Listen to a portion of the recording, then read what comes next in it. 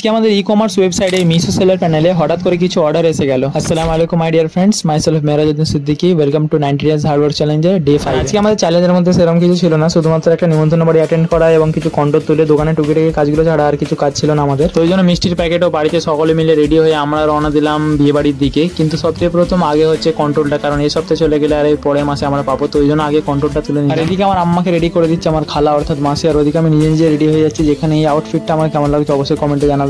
আর আজকে আমাদের নিমন্ত্রণ ছিল আমাদের জগৎবল্লভপুর কালীতলা বাজার, যেখানে আমার দুলা ভাই অর্থাৎ আমার ভাগ্নির সম্পর্কে তার বিয়ে ছিল, যেখানে খাওয়া দাওয়া ও মজার সাথে আজকে দুপুরটা আমরা কাটালাম। আমাদের হিন্দু ভাইদের পবিত্র রামনবমীর জন্য আমাদের কাছে এসে গেছে সনাতনী কালার। যদি কারো লেগে থাকে অবশ্যই কমেন্টে জানাতে পারো। আর কিছুদিন আগে আমি মিশোতে একটা সেলার অ্যাকাউন্ট করেছিলাম, যেখান থেকে কোনো রকম অর্ডার আসা ছিল না, কিন্তু আজকে সন্ধ্যায় হঠাৎ করে দেখি কিছু অর্ডার এসেছে। তো আমি শুনেছি অর্ডার রিটার্ন হলে নাকি অনেকগুলো টাকা আমাদের অ্যাকাউন্ট থেকে কেটে যায়।